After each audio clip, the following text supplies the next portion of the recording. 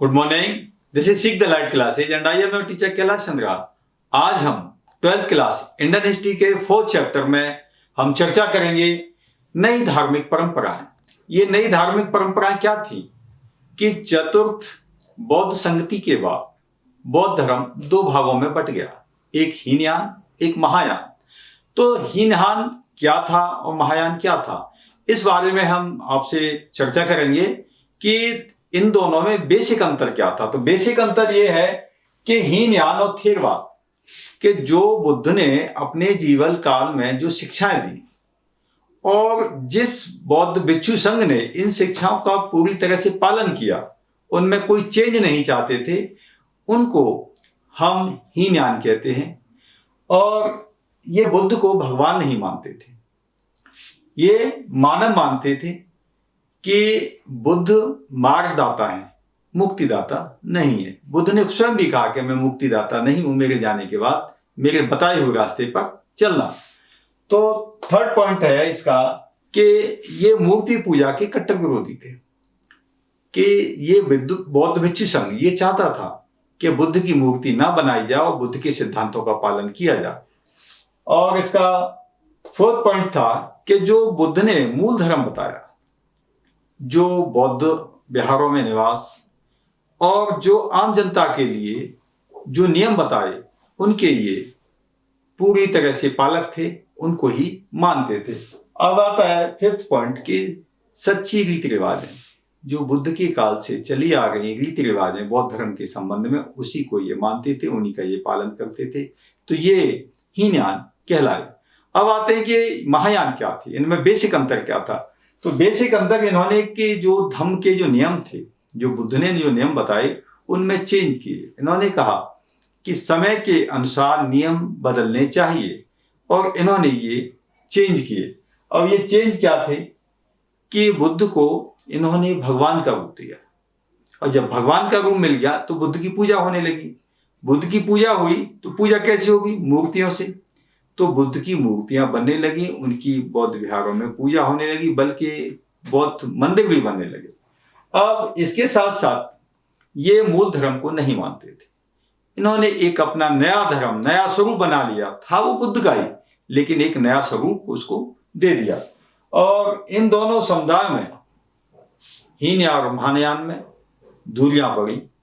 और ये चतुर्थ बौद्ध संगति जो कश्मीर में हुई, जालंधर में, उसके बाद यह धर्म दो भागों में पूर्ण रूप से विभक्त हो गया। तो जो महायान था वो उत्तरी पूर्वी एशिया जैसे मलाया, सुमात्रा, जावा, इंडोनेशिया, म्यांमार, श्रीलंका इत्यादि देशों में फैल गया, लेकिन हीनयान वो केवल भारत में रहा, वो आगे नहीं फैला। अब आते हैं ये देखने को कि जो त्रिपिटक थे, त्रिपिटक क्या है? ज्ञान की कटोरे, पिटक कहते हैं कटोरा। और त्रिपिटक के जो तीनों पिटके हैं, सुत्त पिटक, विनय पिटक और अभिधम्म पिटक, ये जो ज्ञान की कटोरे हैं, सुत्त पिटक में बुद्ध की शिक्षाएं हैं, विनय पिटक में जो बौद्ध विहारों में रहने वाले बौद्ध भिक्षु, बौद्ध भिक्षुणी, इनके लिए नियम, साधारण जनता के लिए नियम, और अभिधम्म पिटक इसमें जो दर्शन से जो इस संबंध है कि जीवन क्या है, मोक्ष कैसे मिल सकता है, तो इस तरह की बातें इस अभिधम्म पिटक में है। तो इनमें भी इन्होंने चेंज किए, इनके स्वरूप को चेंज किया। और अब लास्ट आता है कि दो चीनी यात्री भारत आए, वो बौद्ध ग्रंथों की तलाश में और बौद्ध धर्म का अध्ययन करने के लिए। ये थे फाहियान और हैंसवांग। इन्होंने यहाँ काफी अध्ययन किया और जो ज्ञान था वो अपने देश चीन ले जाकर गए, और ये लगभग 7वीं शताब्दी में ये आए थे। तो अब इसमें क्वेश्चन बनता है कि हीनयान क्या है और महायान क्या है। एक तो ये बनता है, दूसरा ये बनता है कि दोनों में क्या अंतर है। तो हीनयान बुद्ध की शिक्षाओं में विश्वास रखते थे, जबकि महायान बुद्ध के मूर्ति में विश्वास रखते थे। हीनयान बुद्ध के जो मूल शिक्षा थी उनमें विश्वास रखते थे, और जबकि महायान ये परिवर्तनवादी थे। तो इस तरह से ये दूरियां बढ़ती चली गई और यह धर्म दो भागों में विभाजित हो गया, दो संप्रदाय में, हीनयान और महायान। तो आप इस प्रकार इसको लिख सकते हैं। तो इस प्रकार हमारा नेक्स्ट टॉपिक होगा हिंदू पौराणिक धर्म का था।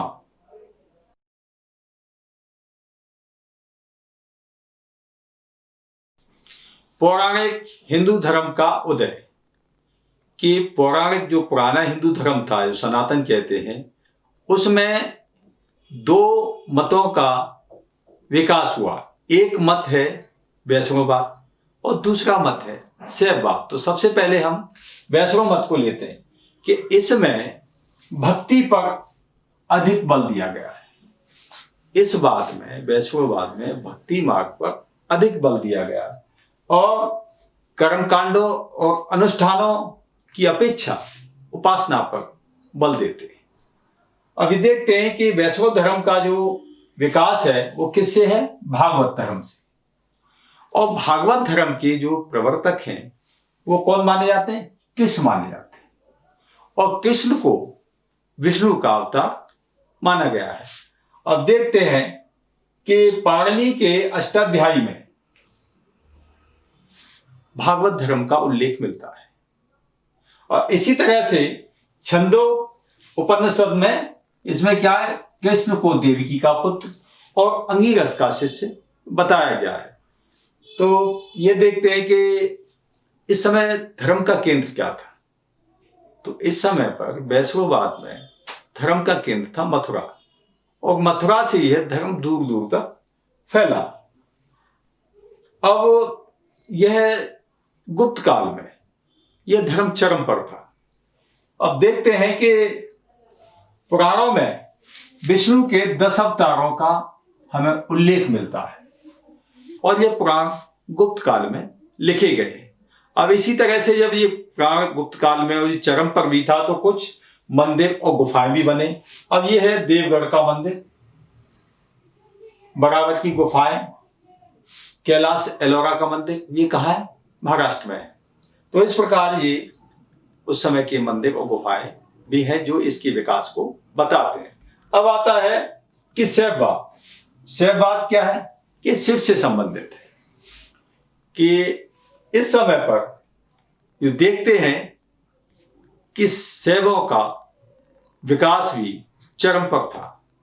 इसका जो सबसे पहले उल्लेख मिलता है वो ऋग्वेद में मिलता है, और ऋग्वेद में शिव को रुद्र कहा है। चंद्रगुप्त द्वितीय, इसके जमाने में शैव धर्म और वैष्णव धर्म चरम पर थे। अब उसका जो प्रधानमंत्री था वीरसेन, ये स्वयं शिव भक्त था और इसने उदयगिर की पहाड़ियां, जो उदयगिर की पहाड़ियां, इनमें शैव गुफाएं बनवाई और शिव के संबंधित जो देवी देवता से जितने भी इनके रूप थे उनको इसमें दर्शाया गया है।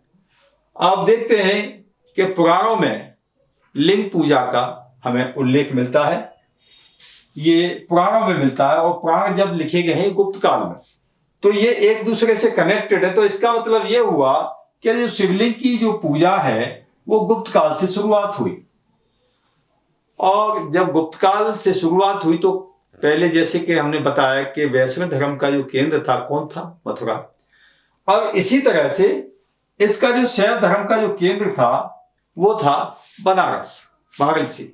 तो वाराणसी में यह धर्म चरम पर था और यहां से यह धर्म दूसरे भारत में अलग अलग जगहों पर फैला। तो इस प्रकार हम ये देखते हैं कि ये क्वेश्चन बनता है बोर्ड परीक्षाओं में कि शैव धर्म क्या है और वैष्णव धर्म क्या है। यह कभी कभी तुलनात्मक भी बन जाता है। तो अगर मान लीजिए आता है कि वैष्णववाद का विकास और उसके विषय में आप क्या जानते हैं, तो आप उसमें लिख सकते हैं कि ये कृष्ण के अवतार, दूसरा ये कि 10 अवतार, तीसरा ये कि ये देवकी का पुत्र थे, अंगिरस के ये शिष्य भी थे। तो ये क्वेश्चन में आप लिख सकते हैं। इसी प्रकार इसमें शैववाद के बारे में लिख सकते हैं कि शिव से संबंधित है। वेदों में भी इसको रुद्र का रूप कहा गया है। या चंद्रगुप्त द्वितीय का जो प्रधानमंत्री था स्वयं शिव भक्त था, उसने उदयगिर की पहाड़ियों के बारे में आप उल्लेख लिख सकते हैं कि उसने शैव गुफाएं बनवाई।